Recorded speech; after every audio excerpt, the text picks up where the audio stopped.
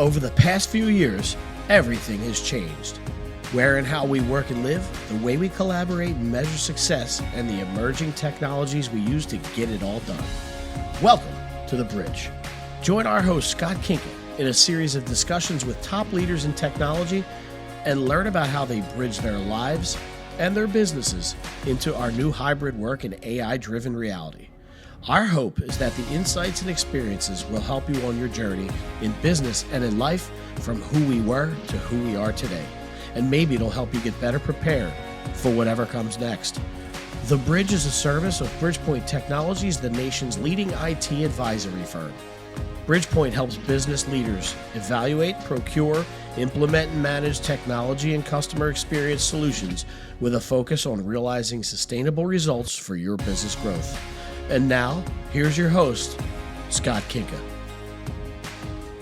Early January is that magical time of year that we look back and we plan forward. And of course, we get inundated with lists of predictions and validations of what we said last year.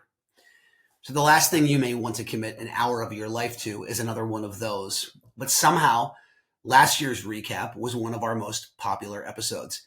We don't plan to disappoint. Stick with us for 15 minutes, and we truly believe you'll stay. Why? In this episode, we deliver the cliff notes of the more than 30 episodes that we delivered in 2023, a year of unprecedented growth on the Bridge and for Bridgepointe Technologies. For our listeners, you know our goal on the Bridge is to have real and sometimes personal conversations with tech visionaries to help business and IT leaders bridge the gap between their tech and real business goals. For our followers, this will be a fun look back. For those of you who maybe this is your first episode, this will be a great one to listen to get a feel for what we do. We think we're worth the follow and the every week listen, a like or a 5-star on your favorite podcast platform. As we did last year, I move into the guest seat with our producer, Gene, playing host. We recap the year, share our favorite moments, unforgettable quotes, and of course, we have a little bit of fun, maybe some wine. So let's get at it. The Bridge, end of year recap with your host, Gene Volpe. Hey, Bridge listeners, what's up? Welcome to the end of year recap. This is going to air in 2024, but we're going to be talking about 2023. Hopefully you were here for last year's recap because, well, let's just say you should be listening, right? So to my left, your right, is our host, Scott Kinka. Scott, hello. How are you? I'm doing great. You're looking swaggy. You make me do this. It's the only time I ever have to dress up is when I'm with you. It's like twice a year, assuming there's no weddings or funerals. Yeah. Right? Which is both a good thing, right? Knock on wood on the funerals. On the ladder, yeah, the funerals. But yeah, I feel like every time we're together, you're like, put a jacket on. I'm like, damn, I don't want to wear a jacket, but I'll do it for you. You know that. You know that. So I'm excited because I went back and we're going to be in season 3 of the Bridge podcast, right? And if you are not listening to this, I can't help you, right? And in preparation for the show, I sat down for a little while and I went back and I looked at some of the shows and some of the guests. And at some point, we really got to bring in an editor and hire somebody to pull some of the best stuff together because there's really a lot of great content over the 42 episodes. Okay. Right. And I will tell you, listen, a little kiss ass moment, I guess. You're very good. You're a very good host, right? So you bring this stuff out of people. It's when I have to do behind the scenes and I talk to people like, what do we expect? I'm nervous. I go, you get on with Scott, 10-minute prep. By the time you're live, it's just like you're at a bar. Yeah. Right? It's very simple. So kudos to you on that. I know people that are watching already know that. But if you haven't seen it, go back now. You must go back now. What do you want to do here? Hey, this is your show. This is my You're show. The host. I love it. And I know he's nervous. Are you nervous? I get to be the guest. Are you I'm nervous? a little bit nervous. I'm not going to lie. I love it. I'm not going to lie. And that has nothing to do with speaking on camera. It has everything to do with you. I trust that, and I love every second of that. I will tell you, there's absolutely nothing to be nervous about because I came fully prepared. Yeah. And the reason why in the opener I said we need to talk about 2023's recap, or 2022's recap that we aired in 2023, is because I went back and I was going through a bunch of things. I'm like, how do we prep? Do I got to go back through every episode? And the meat and potatoes of that episode was us talking about all the previous guests and predictions they had made, some things you talked about that we'll get into, And I was like, there's 4 hours of content right here. So I stopped what I was doing. I took some notes. I want to take you down a path. And I think you're going to enjoy it. And I know the listeners are going to enjoy it. But I think there's going to be some really good information. And at the end, I'd like to talk to you about, well, really, we're going to put you on the hot seat, right? Like you do all the all your guests. Oof. Right? We're going to ask you the questions. You already know the answers to them anyway. We've talked about this off camera, I think. I'm not really sure what's on my end table right now. I might have to go up and check. Okay. Well, we can take a pause. I'm in between a few books right now. Well, we can talk. It doesn't have to be one. We can certainly talk about a couple because I know for a fact that the people are going to want to know what is he. And I know some of them are going to be like, "Wait, he's reading that." What? I'm gonna go. Dr. Seuss is probably in it, right? Yeah, that's me. Right. That's me. All right, so you had me thinking about something right there. The one thing I do want to say to the audience is I think it's a little weird he doesn't have pants on, but I'm just going to ignore that, right? You can't see it. It's like a normal day in the office on a Zoom, right? All right, so let's get into it. So this year with Bridgepointe and with the show was wild, as it always is, but I feel like this year was like a full year as opposed to the previous year. Like there's we were just more prepared for everything. So let's jump into a couple of things we talked about: channel partners, tech summit, recap some of that stuff. I want to say channel partners. We had Jeff DeVerter from Rackspace on. Yeah. We had David McAbee from Bridgepointe on as well, live, right? Yeah. Those were probably our first 2 live ones. Yeah. Well, not Tim Allen. Tim Allen probably was our first. We did. Right? So recap for me. Anything you want to talk about as far as like channel partners or even tech summit, obviously? Well, I'd just say just doing live is so different. It is. Like this. I mean, man, we've all gotten so used to Zoom and Teams and all the different ways that we're communicating, which, listen, thank God for those technologies with the pandemic and the way that we're working today. But excuse me, really enjoyed the opportunity this year to do some live episodes. We had Jeff DeVerter from Rackspace, who, if you watch that episode, is an absolute and complete scream. Yep. Yep. He's walking around with the commercial sneakers on. Yep. Totally nailed it. Maccabee, who's one of our own, he's in our CX business. We spent a solid hour talking about BPO, business process outsourcing, and how how it's changed so dramatically that here we were, we've had a financial problem for like 5 years running, and it was a different one every year. It was where's the pandemic, and then we're going to have recession, and then this year we're going to have inflation this year. Here we are again, somehow pseudo surviving this, I guess, right? Yep. But in every year, there's been pressure on IT budgets as a result, and it was Maccabee made a crazy point where he was talking about how, we come out of the pandemic, and as consumers, we're expecting so much more when we pick up the phone or when we're chatting with somebody, and yet everybody, irrationally started cutting expenses, and it all happened at the same time. Yeah. And that's kind of where we were. I guess that was back in May of this year. May was Channel Partners this year. Yep. So really interesting conversation, good episode. That was super insightful. Yeah, and we're going to get into some of that because we talked about in this, and I couldn't say it 5 times last year. Necessity was the mother of invention. So we're going to ask. We're going to talk a little bit about your predictions, your revamped maybe or not revamped predictions for 24. Do you have written down there what I predicted from last year? Of course, because I don't remember. Of course I do. Of course I do. Which is why it's fun, right? So here we go. Just to give people the idea, some things we prep for, right? Yeah. Like I can't leave him completely in the dark because he doesn't trust me 100%, right? Because he knows that's true.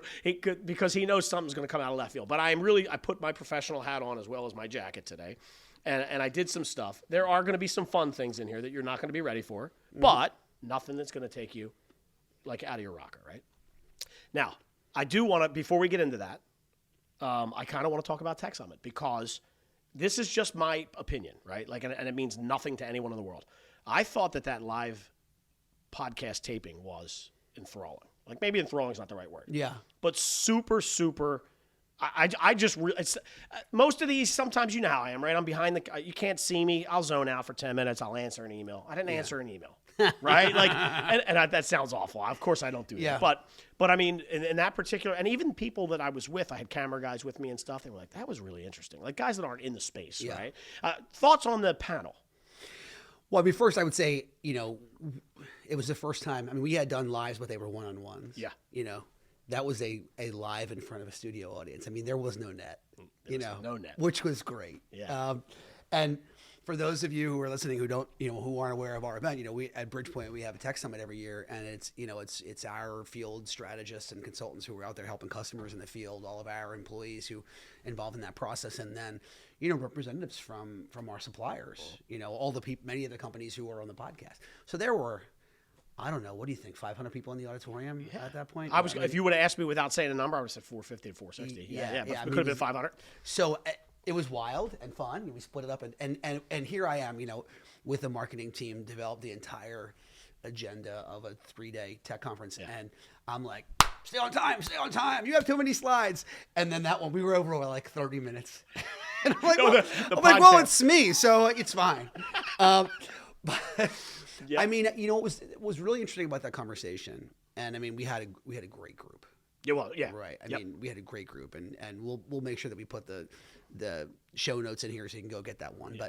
But we split it up into two, and and Yellow AI was there, and Unifor was there, and Dialpad was there, and Level AI was there, and all represented by executives, senior executives in the firms. We started with a really basic. It's so funny, like we're talking about AI every day. I mean, even I was kind of trying to get my head prepped around this. It didn't matter who we spoke to this year or what business they were in. Data centers, network providers, SD-WAN providers, comms providers, CX providers. It all ultimately ended up just devolving into an AI conversation, right? I think that's been a big surprise for me this year. Okay. That I'm still not convinced that customers know what they're asking for when they're asking for AI. It's been an interesting question that's come up in the last handful of episodes. I need AI, like I needed cloud 6 years ago, right? Yep. I'm not really sure what I'm going to use it for, but I need some. My brother-in-law told me I needed AI. it. Yeah.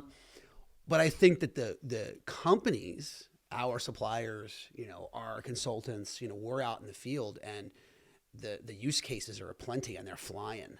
We're having AI conversations with data center companies to comms companies to CX companies, and customers. So that was really interesting. Despite all that, we started that discussion with 15 minutes about just like, what's AI? Like we're just using the phrase right now. Yeah. And I feel like half people's context is from movies. Right. So that was interesting. That was the first episode, and we had a lot of fun with that. We really got into like government overreach, and is the singularity near, and where's all that going to come in, and that was really, really cool. And then in the second part of that episode, which was obviously all one session live, we got into a ton of stuff about actual real world use cases, and the eyeballs in the room were like, oh, people are doing that. Yeah. Like I think you think everybody gets it because we're talking about it so much. Yep.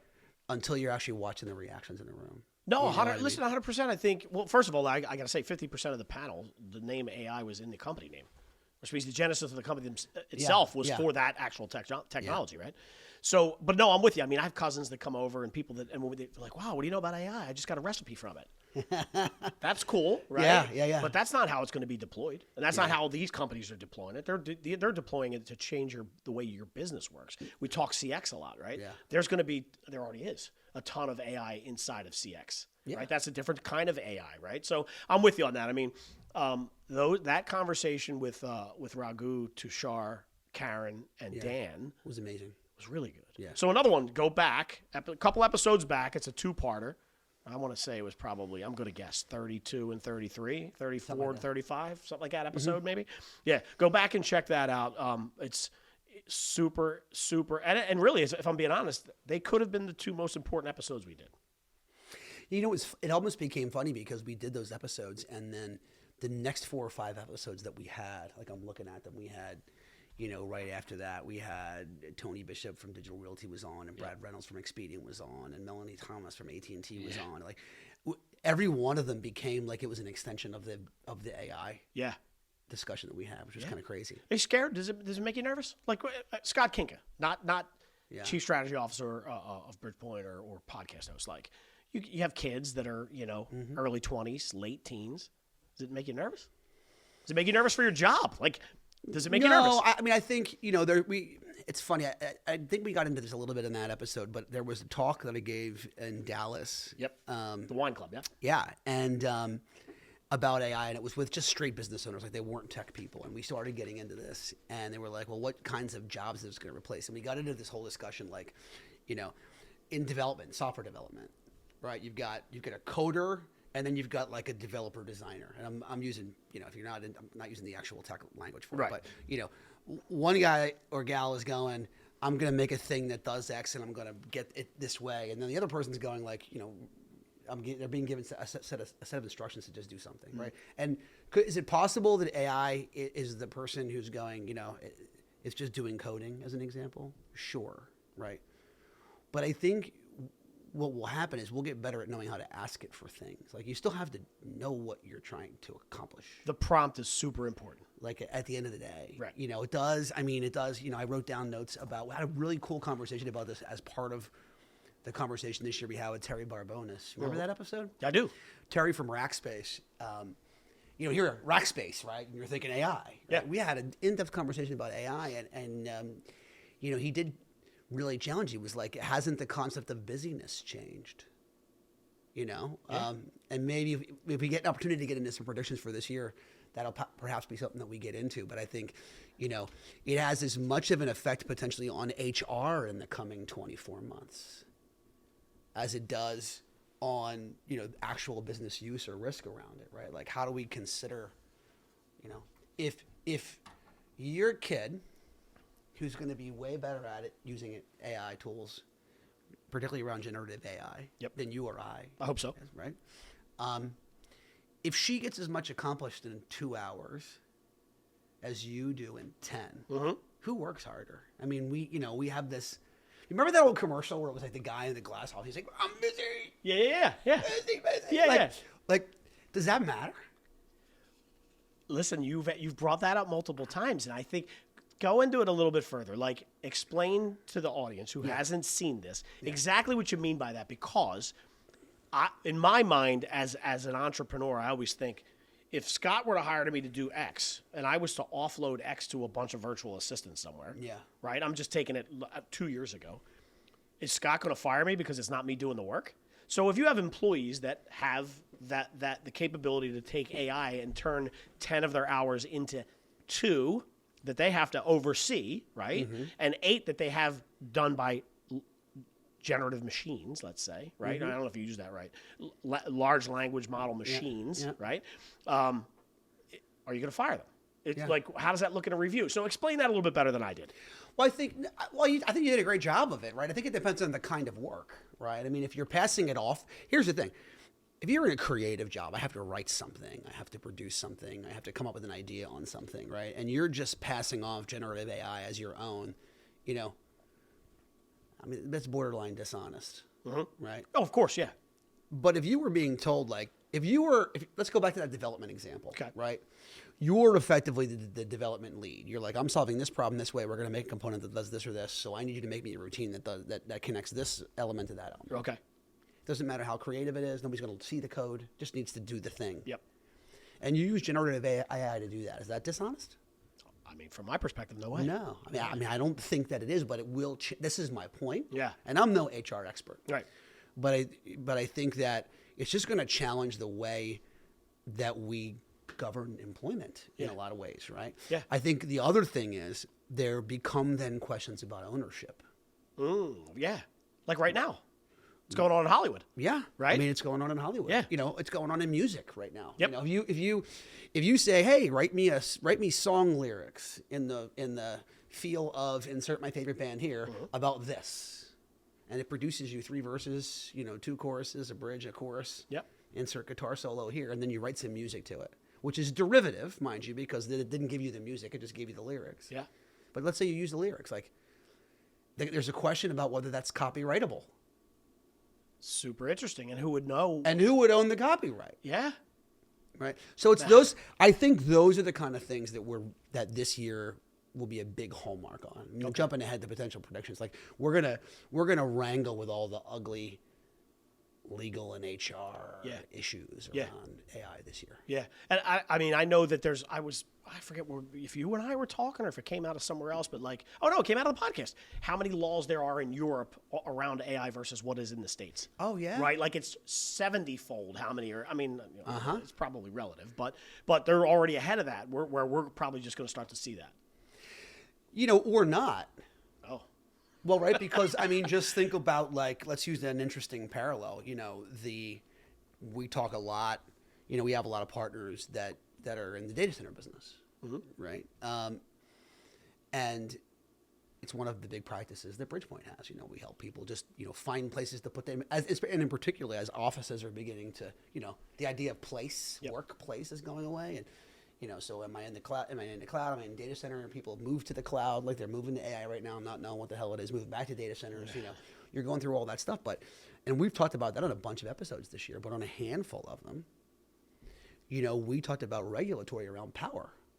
Yeah. As an example, carbon responsibility effectively. And there are many laws governing that in Europe, but not here in the United States, right? It's this, we're in this sort of freewheeling democratic, kind of approach to commerce, but in the EU is unquestionably driving harder than we are to wrap things like that in regulation. So if you can use power as any indication, I don't know, maybe we won't be grappling with this in the United States. Free for all. I think we're going to, because of the difference, power is one dimensional in my mind, right? You either have it or you don't. Yeah.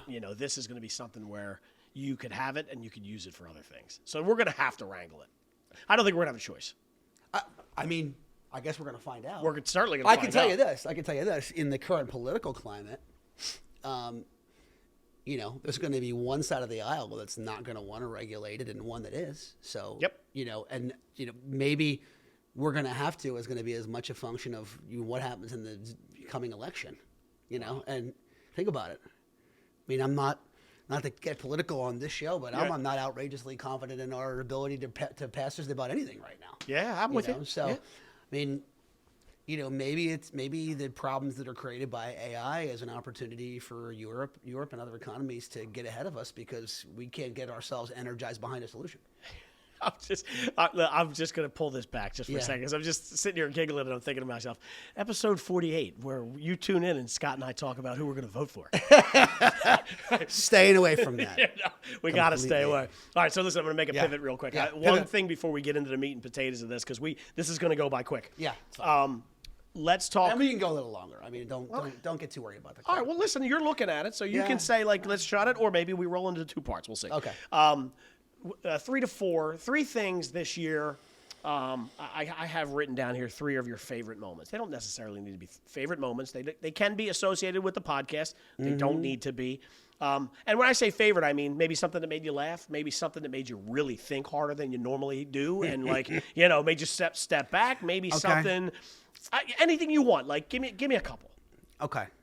So well, I mean, one, there were 2 guests who went to LaSalle University. Okay. I mean, that alone, I'm like, not only are you from my city, you went to my school. So, I mean, who would have thunk that in 40 some odd episodes, we'd have 2. Yeah.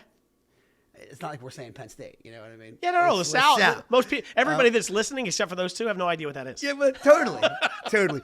I was going to say I felt like the lives were great moments, and certainly the AI episode. But we've already talked about that. That was a big one. Yep. What impressed me this year? I think, as we were prepping, right, and you mentioned kind of the conversation, like, "Hey, what's going to happen on this?" And we're like, "Go watch the show." Yep. You know what I mean? And then they're fine. So I think that happened a lot. So people were prepped. So I left with like a ton of zingers. Okay. Like one-liners or statements that were like, Yep. So by the time, and those who watch the show know I do a little recap online, sort of a short version that gets published on LinkedIn, and then I have my intro. And I just go through the scripts looking for the zingers, and I write a little story around those. Nice. You know what I mean? Because people are coming with their ammo. Yep. You know what I mean? Oh, yeah. Or coming with their stats. I mean, there were some great ones. I mean, we already talked about Terry Barbonis with busyness changing, right? I mean, Dante Orsini from 1111. Yep. We talked quite a bit about security, and he was like, and this was also echoed a bit by Karen Bowman on the AI panel, but Dante was like, the bad guys didn't care that there was a pandemic. Yeah. Which, obvious. Yep. But easy, right? I love that one. Jason Carolyn said that he was a recovering CTO. Yeah, which that was I good. love because I'm like, so am I. Yeah, Go yep. figure. That was good, yep. That was a really, really good one. I loved. How about when we got Jeff Bloss, who's the CEO of BCM One? Yep. Poor guy is booked on the show. Yep. They then go buy Pure IP, who's, depending on what numbers and what advertising you believe, is arguably one of the largest, if not the largest, Teams voice provider in the world or one of them. And he just acquired them. Poor guy goes over this, no, we'll do it. And he's doing it from a conference room in their London office. And there was something going on in their firewall that kept shutting us down. Yep. Yeah. And then you had how many edits did you have? He's like, hang on, I'll be right back. It wasn't as hard as you would have thought, but there was a little extra work there. Yeah. It was great. I mean, Rolly Points had this statement, like, SourcePass, it's an MSP. They've been kind of merging MSPs together from all over the country. And, MSPs are kind of personal things in a lot of ways, right? I mean, for small businesses, it's your computer guy up the street. The kid with the green shoelaces who shows up and you hand him the pile of Post-it notes to do stuff in the Nick's office, your right? computer guy, right? Computer guy, yeah. And I'm like, how do you keep that and build it, nationwide? Yeah. And she said they practice intimacy at scale. I loved that one. That was great. I've used that a handful of times. In fact, at our Christmas party in the Mid-Atlantic, I grabbed her outside and I'm like, I've used intimacy at scale like 10 times since our podcast. She's like, well, you owe me money. You owe me money. Tell her all I do is wear the SourcePass shirt, so it's a good trade-off. It's a good trade-off. Yes. I mean, Josh Henderson, information is different than intelligence. I loved, that was great. There were just some really good ones. How about Zach Grant from Metzel? Yep. He was the poster child for his own product development. You remember that? He was, tech exec in New York City. COVID happens. He's like, I'm out. He becomes a cattle rancher. Oh, that was a wild Right? episode. And then couldn't even get access anymore. So he's like, I guess we're going to have to build some products for Metzel that do this to service my home. That's right. God bless the guy. So there, it was fun. There were some really interesting moments, but everybody came with an anecdote this year. Yeah. And I really enjoyed that. I'm going to have to keep a logbook of the best one-liners. So we got to figure out a way to turn that into, because now season 3 is going to come, right? Okay. Season 2's over, and typically at the end of it, we ask those 3 hard-hitting questions, right? Walter Cronkite style. Maybe we include that. Come with your anecdote. Give me that one, and we'll have to figure out how to spin it so they prepare for it. But that could be one of the things it could be fun. You know what? It could be fun. Hey, I'm liking that. It could be fun. All right. It could be fun. I'm with you. All right. So 3 to 4. Let's get into the meat and potatoes, and you'll see if you're watching this. You'll see I have notes, and there's a reason for that. I don't want to mess anything up here. It's he's got his eyes on me, so I got to make sure Yeah. Right. All right. So let me just high level this real quick. So like I said in the beginning of this, but I want to come back to it. I went back and I just rewatched 2022's recap we aired in 2023, and there was just some good stuff. And there was good stuff that in season 1, we asked a lot of questions that wrapped around in 18 to 24 months or in 12 to 18 months. So we're still not even at the tail end of that, right? So things are sort of still developing, right? So a couple of things that really stood out for me, and I hope you'll forgive me, I'm being a little selfish, and but I'm going to ask the questions that came out of this, right? Yeah, shoot. So first one. You talked a lot about in those episodes hybrid work because of what happened with COVID, right? And how people moved out of the office. And if you listen to those episodes, you talk a lot about how they had to get the line back to the house just to get back to the data center, back out to the cloud, remember how we went through that stuff, right? So you figured from those conversations with guests that businesses didn't quite have it figured out yet a year ago today, let's say. Mm-hmm. Do they now? And if not, are we any closer? Give me some thoughts on some of that stuff. Hybrid work.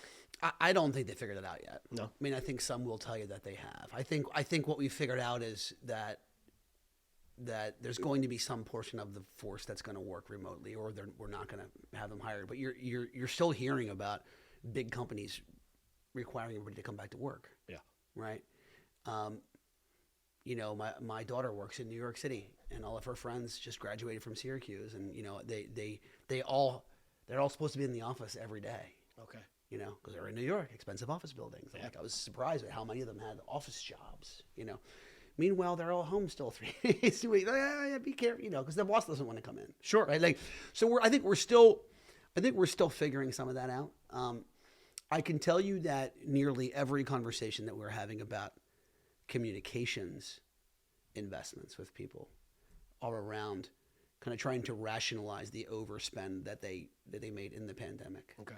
You bought some Zoom. We had Teams. Teams didn't really work so good for meetings, but now it does. Now I have this. Oh, by the way, I had this PBA. Like, that conversation is still every single one. And what's also kind of happening around the comms area is it's been Zoom, Teams, and then kind of the big UCaaS providers, right? Many of whom we've had on the show, and Cisco WebEx is making a play. Like, we're gonna see them more. Really? In that mix, yeah, because you've got this. They've done a great. Maybe slower than they would have liked, and that their partners would have liked, but they've made that platform, comparable over time. And now the kind of the premise-based PBX, they've got the biggest. That Cisco and Avaya have the largest bases of on-prem PBXs remaining in deployment out there. People are like, what's my next step? And they've created a soft landing for people who are Cisco zealots. So, wow. Even in our planning, we're like, we've got to get, stronger in those areas. We have partners who are there, but, internally on our bench, we need more focus. That's interesting. That's actually something that I hadn't heard up until this point. Yeah. So that's news to me. I mean, I don't think I drifted there, but okay. I don't think that we have hybrid work figured out yet. Okay. I think we've accepted hybrid. Okay. But I think the very nature of the word hybrid, and by the way, we said hybrid a million times this year about data center too. Hybrid data center. Right? People coming back, repatriating back to, from the cloud in the data center.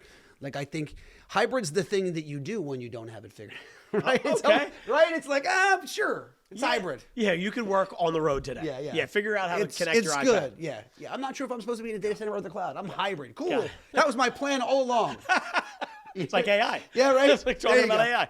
All right, so to that point, I think one of the things that we saw come out of that whole COVID thing was the increase in purchase of bandwidth. Right, you talk about that a lot. Yeah. I'm not, dare I say, bandwidth was one of the biggest sellers during the pandemic and in 2022. Let's say, is that still what you're seeing now? If not, what?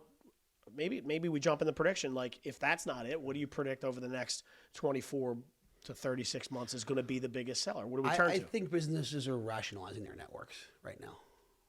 We have, our biggest partners, in that space are the people that you would expect, AT&T and Lumen and Verizon and, also then sort of the SD-WAN and the network plays and the aggregators. And, again, many of these people have been our partners and have been on the show. Yeah. But I do think that people are, they've figured out remote work, that they don't need to get everybody logically back to the office. They get back out, and they've replaced them with next generation network technologies. So we are rarely having hey, let me buy more bandwidth, or let me, replace my existing legacy network conversations. Right. What we're having is people are going to be in the home. I'm not counting on requiring bandwidth for 100% of my people at any given time. That whole mix, right? Yep. So yeah, it's an ongoing conversation. It's at the root of every conversation, but it's different now. It's more about, I guess, in some ways it's a little bit of an answer to your first question about hybrid work, right? Because we're building hybrid networks to support hybrid work, right? Yeah, right. So today, right? Yeah. So we don't have the people part figured out, but we definitely have figured out that we have a network that doesn't require everybody to be in or everybody to be out. Mm-hmm. But we need to be prepared for both. Okay. Yeah. I love that. I think that's great, and I like how you tied it back. Now, I'm going to go – some of this stuff is going to be bullet pointed, right? So it might not completely tie in, but I feel like you'll be able to weave what we just talked about into it. So I'll pivot a little bit to CX. So at the end of the episode there, you said one of your predictions for 2023 was that it was the year of CX again. That's what you said, right? So I would imagine that that's what you saw in 2023. There's been a ton of talk. Sure. You could go into all the stuff about Bridgepointe. Is 2024 going to be the year of CX again? Yeah. Yeah? I think so, but I think in a little bit of a different fashion. When I was scratching out my notes, I was kind of doing it from a perspective of thinking you were just going to say, hey, what are your predictions, right? Yep. So, and I don't mind showing you. I scribbled down automation and then CX. You sure did, yep. Right? Yeah. And then I had all this stuff around AI in there. Yep. I think,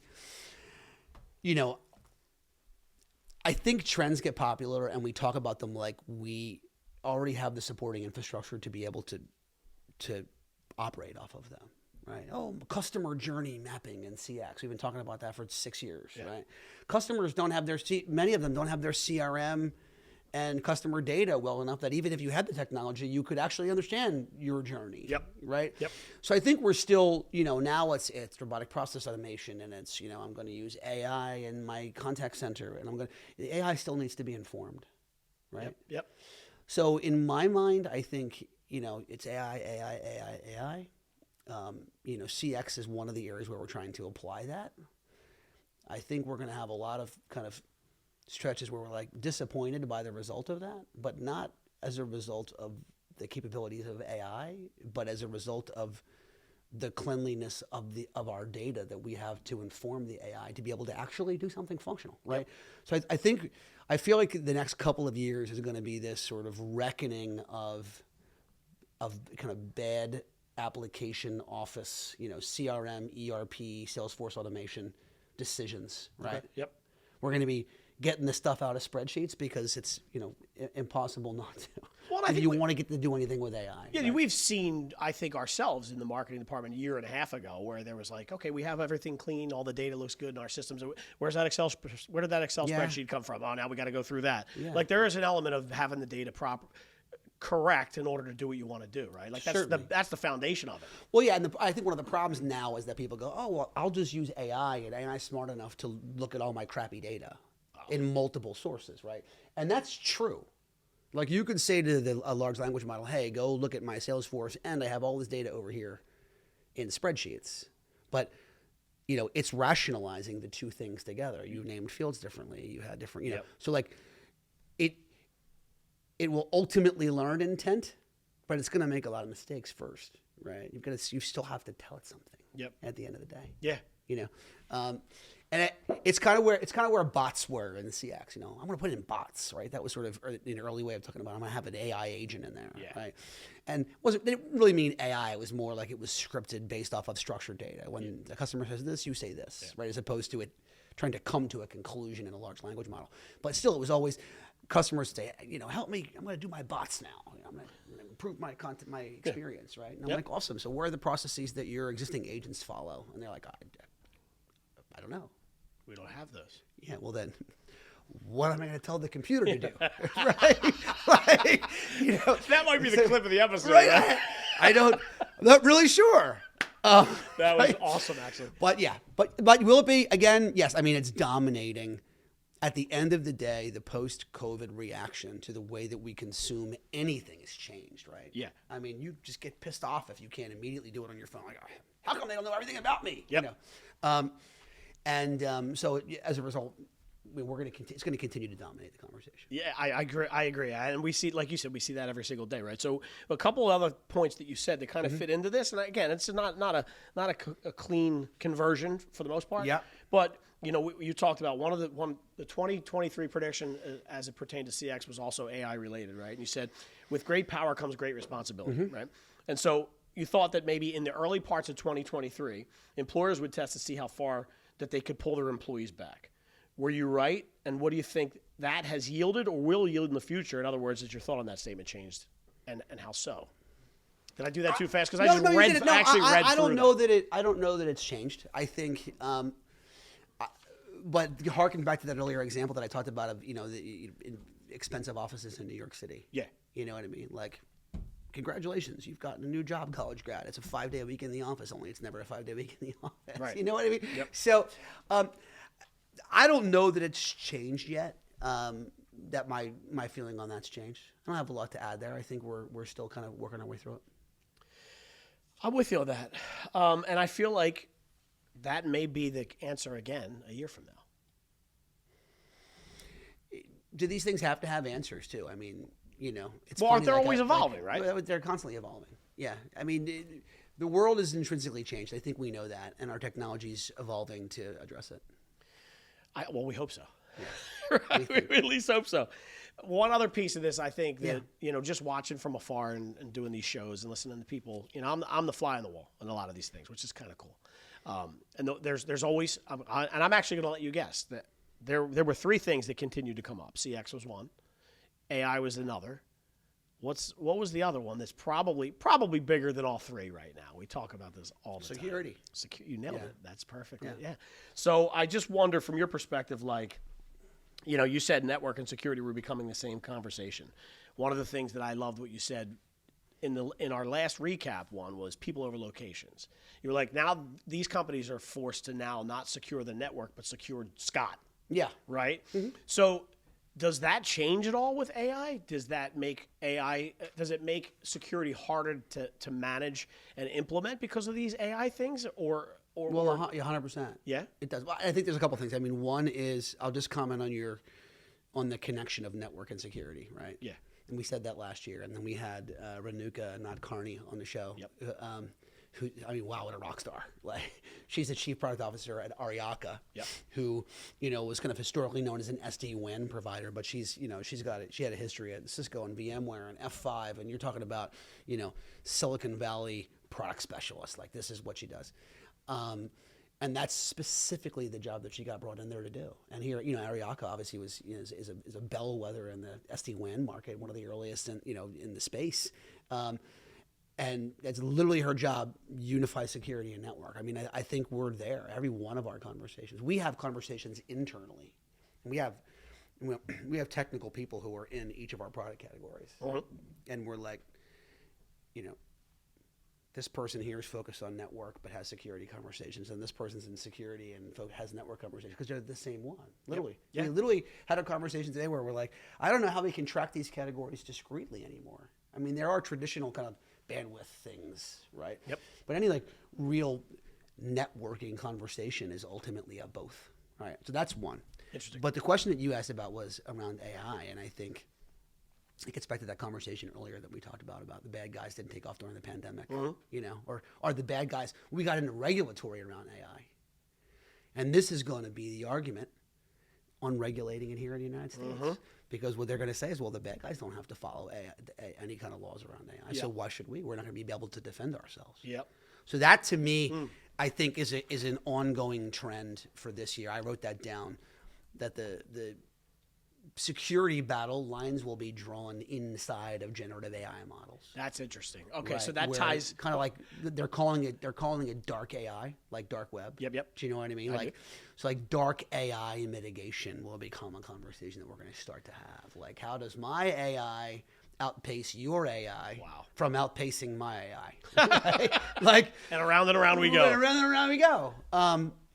So yeah, increasingly we're going to be having kind of conversations about AI as the bad actor, and not in the way you think about it from 2001: Space Odyssey or Skynet, right? Like more along the lines of, hey, anyone can sign up for ChatGPT and ask it to, hey, write me a thing that does a thing. Yep, that's not so good. I'm glad you didn't say what that thing was. Yeah. Don't give anybody any ideas. I'm not giving it any ideas. So all right. So tying us in, because we're going to actually roll right into some of the questions and predictions, right? So part of your prediction for the year, right? So last year we did a 1 year and sort of like a 5 year, not a prediction, but like an analysis, right? And what you said in 2023, there would be absolute chaos around large learning modules and AI in general. Would you say that that's come true, or it's still because it's going to happen? Yeah, right? There's no way around it. Would you say we've started to see that yet? Do you think? Yeah, I think it depends on how you define chaos. Okay, right. I think chaos in terms of the things that we talked about, right? It dominated the news cycle. It dominated the way what we talk about in technology. It dominating business plans. Hey, we talked earlier. Yep. Board level edict. Go to AI. Yep. Right. Sounds very familiar to the conversation we had about the cloud 6 years ago. Yeah. 7 years ago. So I think that the chaos is there. I still think it's a solution looking for a problem in a lot of ways, though. Like the applications we're trying to figure out in business, right? It's the service providers and the technology companies who are going, oh, you can use it for this. Yeah. I got this cool thing. Yep. And it's become important as an underlying technology to services that do something else, mind you. Yep. Right. I think that's happened. I do think we're at the very beginning of what is going to be the chaos around, intellectual property rights, around HR, like we were talking about. That's a coming, right? Corporate policies. Okay. Not just as it relates to HR, but like, can you sign up? Can you access a large language model on your PC? Yep. What happens if you tell a large language model a customer name or PHI or any kind of other protected information. All of this is going to it's beginning. Okay. So yeah, I mean, I would say I give myself a B minus C plus on that one, right? Chaos in terms of how much we're talking about it. Maybe not as much. We're just really beginning to see the chaos around what it's going to do to us, kind of regulatorily from a policy perspective, certainly from a security defense perspective. Mm-hmm. Absolutely. So getting there, it's coming, it's looming. Yeah, it's looming. But I think that was an 18 to 24 month prediction. So we still got time. No, and I think I actually, but if I'm being straight with you, I mean, Yeah. the chaos may be that, like you said, it's how you define it. Yeah. Right. Yeah. And in my world, it's the AI conversation from a marketing perspective has been super chaotic. Not. See, when you say chaotic, you think doom and gloom. Yeah. I don't mean it that way. I just mean that everything's constantly buzzing around. Yeah. Like everybody's doing things like you said Disruptive. earlier. It's just totally disruptive. So chaotic maybe isn't the right word. It depends on how you define it. But yeah, I don't think you missed that one. I don't think you got a C on that one. I think you were closer to a B. But you're going to be closer to an A. I'll set you up here. Are you going to say that again for 2024? Because if you do, we'll be closer. Yeah, right. One other thing I do want to say, though, is we kind of had and I'm going to challenge you on this one. No, it's not bad. It's not bad. I kind of felt like, and I'm going to challenge you on it because as I listened to it again, this is what I heard. And I don't think you meant it this way, but this is the way I heard it. It was a 5-year prediction. And you said, I said, give me like a 5-year analysis. And you said, these things have 2 cycles, innovation and adoption. Necessity is the mother of invention, right? Mm-hmm. And you were kind of going back to a lot of things were innovated because of what happened at COVID. And you were hoping, I think, that nothing like that was going to happen again to force us to have another innovation cycle, right? So I kind of went like, give me the goods. And then I went like that because you were kind of like, innovation is the mother of necessity. Right, or whatever it ends up being, or the mother of necessity is the mother. We did it last year. Tell me again. Tell me what it is. Necessity is the mother of invention. And innovation and I just said it. I'm terrible. Innovation and adoption. Yeah, okay. Right? Yes, innovation and adoption. Yes. Cycles. Yeah. I'm falling off the rails, Kinka. So I kind of feel like if we do another 5-year here, I might ask you to predict. This is where I said I'm gonna throw you under the bus. I feel like I might ask you to predict another catastrophe. No, I'm kidding. I'm not going to do that. But you see my point there, though? That was so many. There was I a think soft it landing. really depends on how you think about it. I mean, we're in a cycle of geopolitical madness right now going on between the Middle East and the Ukraine and what's happening in Taiwan. Like any of those things could set the economy sideways if they occur. The economy getting set sideways changes how companies invest money. Yep. So. We'll be you'll think about the technology different on the next one. You won't be like, how can I throw more money at AI? Or like, how can I use AI to get rid of some people? Yep. Back to your earlier comment. Yeah. Right. So, certainly you have that. I mean, there's obviously opportunities for widespread weather challenges, any one of those things. Who knows if certainly the next COVID could happen. Yeah. Right. I think we're certainly better, I would hope, better equipped for that. But who knows? Maybe it's aliens. I couldn't tell you. Well, you saw the thing that just happened in Miami recently, right? Yeah, what was that? Oh, it was apparently aliens. I don't know. So there were aliens in Miami. There was a big cop presence that was sent to a mall. They said it was some fight that broke out, but when you look at the pictures, I mean, who knows what to believe, right? But they were saying, there's people on TikTok saying, hurry up and listen to this before they take it down. I was at the mall. There were 7.5-foot creatures. They weren't humans. Like, it's supposed to be a massive cover-up. That's my conspiracy guy coming out. I'm like, do you have any tinfoil I can put on my head? No, we won't even get into it. I'm a big Hawking fan. Yeah. You ever read any Hawking? No, I have not. No. All right, so he I forget what it's called. I think it's the Fermi paradox. But basically, for all intents and purposes, mathematically proved. I don't say proved because you don't have any proof yet, but like did the math to basically talk about the number of compounds in the universe, the number of conditions that had to happen to create carbon-based life on Earth. I know this. Right? And he said there's no way that there's not There's another no one of us. possible way that there's not another one of us. I've heard that, yeah. But the universe is expanding so quickly, there's also no way we'll ever see them. Or that there's likely, time is so expansive Yep. that they've long since or long will, Wow. evolve and die off. Yep. So we're just this like speck in time hurtling away from the other societies at such an alarming rate that, our technology will never evolve to the point where we will catch up with the expansion of the universe. So we're alone. Wow. If Even you're though still we're here, not. you just got something. I got to say so. I probably screwed it up, I'm sure. But Well, if that's the case, I don't think you did, because when I knew Yeah. you were talking about as you rolled into it, and I haven't read Hawking. I just happen to know that. But yeah, call us out if that's the case. All right, so I think I'll leave it there, right? Okay. So we're just gonna wrap this up, and I'm gonna do to you what you do to the guests. But before we do that, I know that everybody's always trying to say to me, like, Volpe, you don't have a glass of wine in your hand. What's going on, Kenka? How come there's not? We got to Oh, look at this. He's prepared.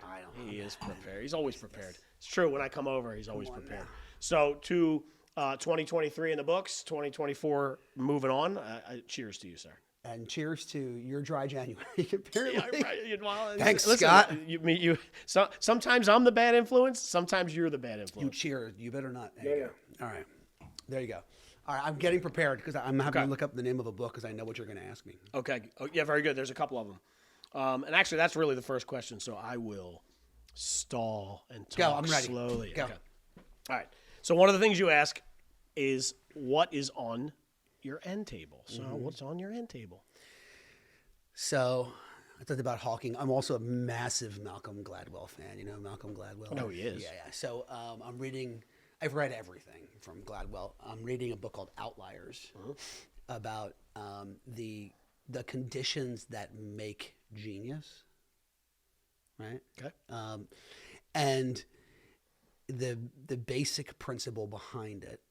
And it's kind of not what you think. It's not like, oh, this person had this DNA and this blah, blah, blah. It was like they had this dad in this neighborhood at this time, and he was the sausage king of Chicago. And then because people needed sausage, and then boom, like, now he's the head of a global, food chain. Okay. Like it just creates these equations between the conditions in which people can thrive, and some of it around innovation is really interesting. You know what I mean? Like, Gates was writing at the time that he could just get constant access to the punch card lab off hours. Like, right. He was like, if that condition didn't exist, Yep. then, I'm going to say he's proving anything, but his belief is that, it would have been a different life. I think that makes total sense. But it's a really, really interesting book, and it profiles, many people that you would know in that way. Yep. So, and it's a light read. So it's definitely a great book. So one of the people I have to imagine it profiled was the Sausage King of Chicago. And who was that? Abe Proman. There you go. That was a total setup job. You nailed it. It totally was. That was great. Yeah. All right, so that's good. And then this one has been the ongoing one. This was the question that we started from season 1. It's still going. I think it's still a good one. I know that last year your answer to this one. What is your one app? If the aliens from Miami happen to come up here and turn us on our head. I'm looking at my phone right now to see if that would have changed. Okay, so it was Apple Music, if I remember correctly. And it's always the first app that goes on in the morning, and it's always the last app I turn off at night. And still is. And it still is. Okay. So I don't think that would have changed. I will say that I've become a massive fan of the Apple News app, actually. Okay. And at first I was like a little bit, I'm going to go find my own, search my own websites. But then I feel like I get stuck going to the same 4 places. Okay. You know what I mean? Yep. So I think leveraging a news curation service where, listen, you're still going to get your own biases amplified at you, right? Yep. But I find myself kind of regularly cleaning up my news feed. Like, get rid of that vendor. They're out there. Let me add these 2 and just see what happens. Yeah.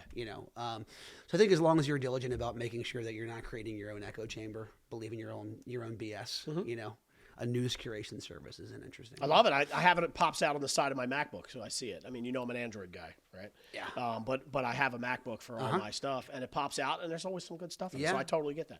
Now I'm gonna. Oh, God. I'm gonna give you another app though. Go. And it changed my life. But it comes with a device. Is it Whoop? No, Yumly. Yumly. Okay. Yumly. I don't know this. I got a digital food thermometer. Oh, I have one of those. but it's attached to the whole Yumly app, which has the recipes in it in the whole 9 yards. So it makes it's literally like if it knows the recipe you're making, it's like turn this now and season. You know what I mean? Like it's just banging. So you're making me laugh because I have It's amazing. I have one and it's called the meter. The meter. MEAT. You are the You meter. would. Yeah, I would. My father-in-law got it for me. I had nothing to do with it. I have nothing to do with it. All right, that's good. He would buy it for you. But that's true, and you know him very well. Yes. I will say this. I want to dig a little further on Apple Music. Okay. Because, again, a common theme of the last episode was you and I talk music all the time. You're a musician, all that good stuff. Top, you know how they do the thing with Spotify, the year in review, right? Your year in review, your top 3, whatever comes easier to you, artist listen to or album listen to, whatever. Woo! That's hard. But some of my musical tastes. So I do. I would say one of them is either Need to Breathe or Wilder Woods. It's probably at the top of that. And I would let you combine them if you wanted to. Yeah. I'm actually on a Wilder Woods kick right now. Good stuff. I got to imagine he's coming back around soon. We'll probably be seeing him. Yep. Yeah. Chris Stapleton this year. Okay. Just super good. Okay. And what I do is I go through these like with my legacy artists, and you would know, you could see my wall over there, right? Yeah. And We'll have to take a picture of it and put it in the show. Yeah. Right over by one of the 7 pianos in my house. Yep. I got a problem. It's okay. Well, I also noticed there's also a drum kit here now, which wasn't here last time I was here. That's because I was working on some stuff with my nephew. Oh, okay. Yeah, he was Thomas. He was up from Nashville. Very good. Professional drummer. It's part of my 50th birthday present to myself. I love it. I'll come back to that story in a minute. Yeah, please. But I have my classic artists, and every year I seem to like lean into one of them more. Okay. Like last year was a Bruce Springsteen year for me. Interesting. Okay. This year was a Jackson Browne year for me. So I think it was Stapleton, Jackson Browne, and Need to Breathe / Wilder Woods were the big artists for me this year. I love it. Nothing wrong with any of that. Yeah. Nothing wrong with any of that. One last question that you ask everybody else in the drum roll, please, is the 2024 prediction. I mean, you can keep this as listen. What didn't we get? I guess is the question, right? We talked about AI. These were the predictions I wrote down. I wrote down all the AI stuff we've already talked about, and it being more. Obviously, it's going to continue to be about our use cases, but we're going to start having the regulatory HR, IP law, who owns what, can I copyright it, right? Deceptive marketing practices are going to start to get called out around AI. We talked about automation driving CX. Okay. But I think there's going to be a reckoning on how bad our data is. Okay. Right? And we're going to be dealing with a lot of that. We talked about AI being also a security. We think the security lines are going to start getting drawn there. Yep. We talked about collaboration, kind of like, normalizing all the expenses that we made, even in our world. I mean, are we going to get on a Zoom or are we going to get on a Teams meeting today? Yeah. Right? Like, so it depends on that. I think 2 that we didn't mention. 1, I think there's going to continue to be a big year around non-computer interfaces. Right? Like all the VR engines have gotten wildly better, My son's got the Meta. His buddy's got the PlayStation. Did I just say PlayStation? You did, yeah. Yeah, the Sony. He's got the Sony, and that one literally is tracking the eyes inside of the VR. I had it on, like, so that forget about turning your head. If you turn your eyes, it turns inside the VR world. That's crazy. Like, so augmented. Really more AR than VR. Yep.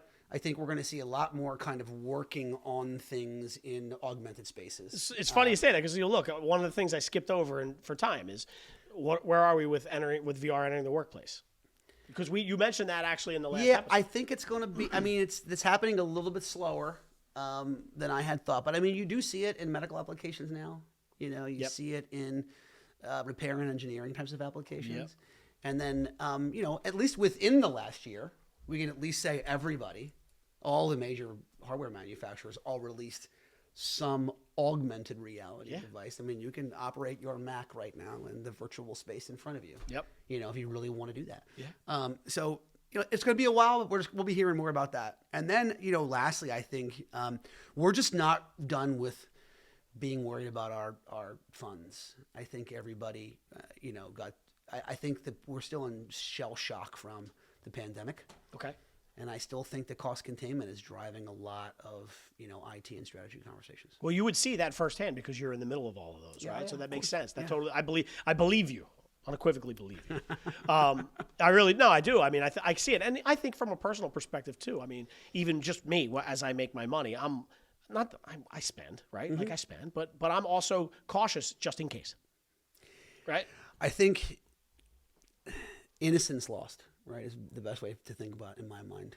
Kind of COVID, right? Like that's a World War II level when innocence lost. You know what I mean? Yeah. It's like, and not to undermine, those types of events, but I mean those kind of things that just shape a generation. Yeah. I'm a 50-year-old man without a generation shaping event in my life until the pandemic. Yeah. Think about it. Yeah. In Well, I'm a 48, lot of ways, so we're it's the lucky. same type of Yeah. thing for me, right? Yeah. Yeah, and honestly, if I'm being honest, I always say you and I were at a good age and time in our lives for it to have happened. If we were 20 years older, it might have been a different story. If we were 30 years younger, it might have been different. So Completely. That's just me being selfish. But that was a hell of a heavy way to end the podcast. Yeah, right. Right at an hour. We're not doing that. Jesus. We're not doing episodes this long anymore. I told you it was going to be 30 minutes. I know. I kind of knew. Like I even said to my wife, she goes, "You think you'll be home at 7?" And I was like, "Yeah, sure. Yeah, okay. I don't think so." All right. So one last thing. Yeah, I put you on the hot seat. This is your show. Yeah. I want you to close this bad boy out. Wow. Well, listen, I mean, first off, we got a lot of exciting stuff coming in season 3. Yep. Really excited about it. We're planning a lot of surprises and a lot of fun. We're going to keep the format. We're going to be bringing in heads of state from these technology companies in and having frank, personal, uncomfortable, funny conversations like we've had. And we're going to continue to do that. It's still going to be about the people. We're changing up the guest format a little bit. We're going to be doing a little bit more with our people. We had a great episode with Mel this year. We had Mel Millar. We had a great episode with Dennis, and we had a great episode with, Maccabee, and we're going to do more of that this year. Awesome.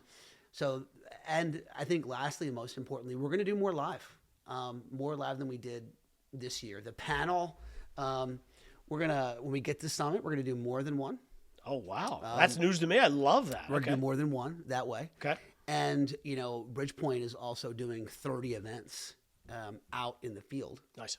Around the country, that are topically based throughout the year. Okay. And if you are a listener to the program and a partner or a supplier or maybe a C-level executive or a director of IT who wants to come to one of those events, just be checking them out. Awesome. But in those field events, we'll be having similar types of live panels that we're hoping to turn into episodes as well. That's exciting. And I won't be in at all those events. So that's the other one, which is we're expanding the bridge. Okay. To be more than just this podcast. Oh wow. But we're expanding it to also to be effectively a content category where you'll be able to get access to the other things we're working, the other writings our people are doing, other things that are there underneath the Bridge brand, and there may even be, another pod or two. Maybe not as aggressive in terms of number of episodes, but there may be another kind of sub pod or two, coming out over the course of this year with some different hosts from Bridgepointe. Well, listen, if you're not staying, you got to stay tuned for that. I have to stay tuned for all that. Yeah. I would say, are the events, the 30 events you were talking about, are they open to people if they're listening and they want to get involved in something? Yeah, I mean, certainly we get on the website, fill out an information form, let us know that you want to know a little bit more about the events. We'll be putting them out. But absolutely, I mean, in particular, any IT decision maker, anybody who would be the real audience for the show, who is looking to see how the sausage is made, right? Mm-hmm. These events are field events that we're having with our consultants and our suppliers together to kind of learn and network and be ready to get out there and solve IT problems. Mm-hmm. But we're also leveraging those events as a means to, kind of bring IT leaders into the fold to meet with the people who are out there, kind of chopping the wood every day and sort of see how that interaction happens between, high-level IT consultants and the suppliers that they work with. Yeah. And the other thing, too, I want to mention is that I've been out to a million of these, and I think it's exciting that we're unwrapping some of the folks that we have behind the scenes because there's a cast of characters. There's a cast of characters. You got to come out and see these folks because not only are they brilliant people and they know what the hell they're talking about, but they're just fun to be around. They're wild. Completely. Right? Completely. Well, listen, that's the third time you mentioned sausage in this episode, and so I think he's hungry, and so am I. So we're going to wrap this bad boy up. Thanks for joining us. And thank you for being a fan, for being a listener, for following along. We did not think this was going to happen, and it did. So we'll end it this way. Cheers to you guys. Listen, if you made it this far, there must have been some good content, or you're just a fan or a relative of mine. In either case, we appreciate you spending your most valuable asset with us, your time. We don't take that lightly. We'd also like to say one more time that we're appreciative of Bridgepointe Technologies and their belief and sponsorship of this show. We hope that if you or someone you know is thinking about your company's digital transformation, or simply the next IT project that you may not have the resources, budget, or time to get to, I'm sure that Bridgepointe, one of the country's fastest growing technology advisory and procurement firms, can help. Check out bridgepointetechnologies.com. Don't forget the E on Bridgepointe, or simply reach out to me at Skinka, SKINKA, at bpt3.net. Also take a minute, please, if you would, to give us a 5-star review on your favorite platform. It helps give us the visibility to reach other people like you.